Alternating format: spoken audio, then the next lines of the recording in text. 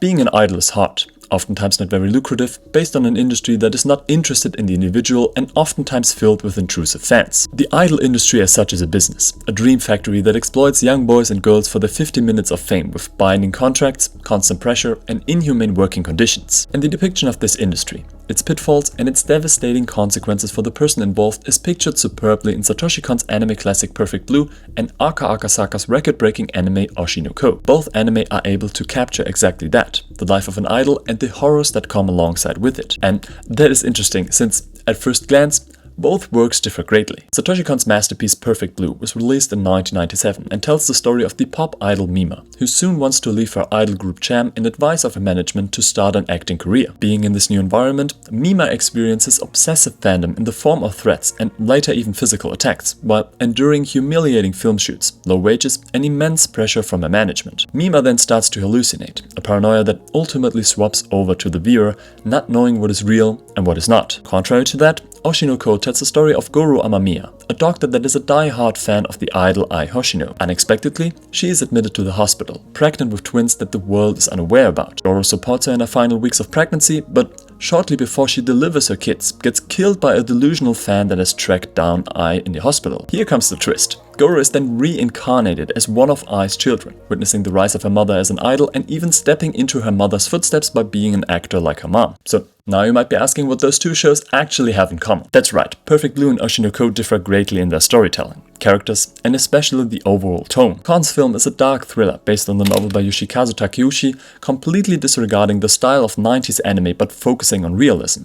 An absolute exception back in the days and even more impressive considering that this was Kon's first feature film. Oshi No Ko, on the other hand, is an over-stylized, color-explosive drama that explores the idol, acting, and pretty much every facet of the entertainment industry, while at its core telling a family drama. And whereas Mima is portrayed as an insecure young woman, most likely being lured into the industry with false promises, Ai's star-like eyes, colorful clothes, and extroverted persona leave no doubt that she is born to be an idol. However, despite their obvious differences, they have a core similarity. Both idols, Mima and Ai, are clear victims of the entertainment system. For both of them, being an idol means being a liar. Ai Hoshino is very well aware of the mechanisms of the industry. She is a damaged individual, growing up in an orphanage without receiving love, so she seeks it from her fans to fill a hole within her. She is a perfect candidate for an idol, knowing that her dramatic background is marketable to the public. But deep within her, she struggles with the inability of loving someone, hoping that one day she's able to love her fans. However, Ai's belief of how she has to behave in her job creates a struggle within herself. For her, an idol has to be pure, innocent, always smiling.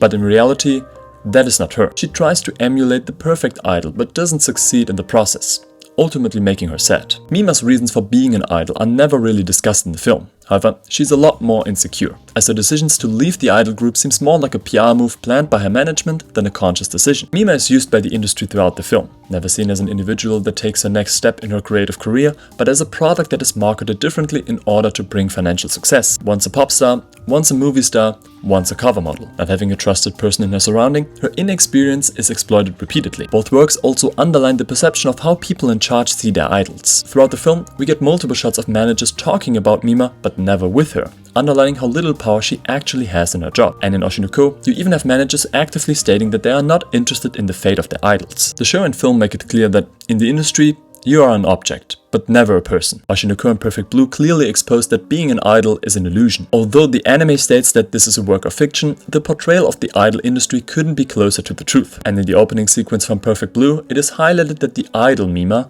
being cheered by thousands and put on a pedestal, has nothing to do with the life of the real Mima. Both shows highlight the differences between star life and private life, between character and actual person, between real and fake. Having over 100 chapters already, Oshi No Ko also goes into detail of the ins and outs of the entertainment industry, the requirement of being an idol, how a film shoot plays out, or how you are going to get paid. However, it is not only the industry that is an immense problem for the women being involved, it is also the fandom that comes alongside with it. Even worse than greedy managers and adhesion contracts is the toxic fandom that is very much prevalent in Japanese idol groups, but also in Korean pop bands and pretty much everywhere when there is a dedicated fandom. Perfect Blue underlines this like no other, occasionally switching the storyline towards Mamoru Oshida, or Mima, an obsessive fan that is outraged over her decision to leave the idol industry. What I love about this character is that although he only says a couple of words in the entire film, it is clear from the beginning on what he thinks about Mima. For most idol groups, it is not permitted to have a relationship, since that would destroy the ideal of an idol as pure. And of course, switching the industry, or at worst, leaving it,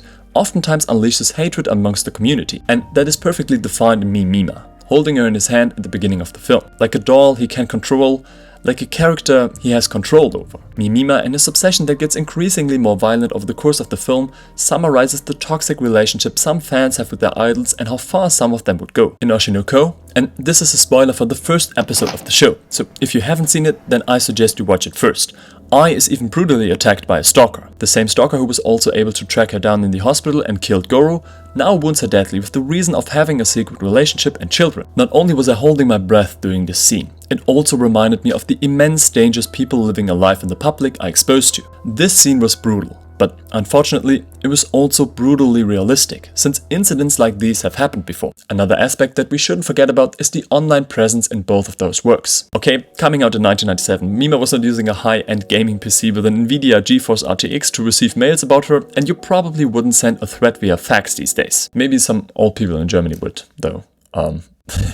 But the way people speak about others online has, scary as it is, not really changed since then. People still take the right, hiding under an avatar, to insult, threaten, troll people or attack others who are not of the same opinion as they are. And with the rise of social media, people now have endless opportunities to talk about their idols, too often forgetting that real people are reading those comments. Ai is a primary example, trying to be more like her online perception, pleasing fans that can't be pleased, loving the people who only love her avatar, but not her true self. And Mima gets increasingly scared of the private details of her life that get revealed about her online. Of course, there are many instances in the real world that Oshi No Ko and Perfect Blue could have drawn their inspiration from. And let me just say that if you are searching for them, you will find scary stories of fans going too far, or idols cracking under the pressure of low wages, immense work, unfair contracts, or the constant battle for recognition. I didn't want to make this video about real-life cases. There are other channels who do that. But the bottom line is that although Oshi No Ko and Perfect Blue are anime, they have a very realistic undertone. This industry suffers from a lot of problems, not only in Japan but in other areas of Asia, especially in Korea. Works like these, as entertaining as they are on the surface, should remind us of the downsides of these industries, the way they treat the people inside it and the dangers that come alongside with it. But not only that, it also reminds us that behind every star there is a person with the right for privacy, like everybody else. I'm a fan myself, of musicians, players or actors, but every time I watch these two works I'm reminded of how much these people are actually sacrificing for their pop star life. Oshi No Ko and Perfect Blue magnificently capture these horrors. The horrors of the industry, of intrusive fandom, of unbearable pressure and the psychological damage it can make. So next time you watch Perfect Blue or Oshi No Ko, think about the fact that not everything you see is what it is. Have you seen Perfect Blue and Oshi No Ko, and what did you think about it? And also, what did you like more? Please let me know in the comments down below. It is my deepest wish to share my passion for anime and manga with this world, so if you like this video and subscribe to the channel, you can actually help me get closer to that goal. Thank you. Over here, you can check out why Suzume is actually a very different Makoto Shinkai film. My name is Leon, thank you so much for watching, and I hope to see you guys in the next one. Bye bye.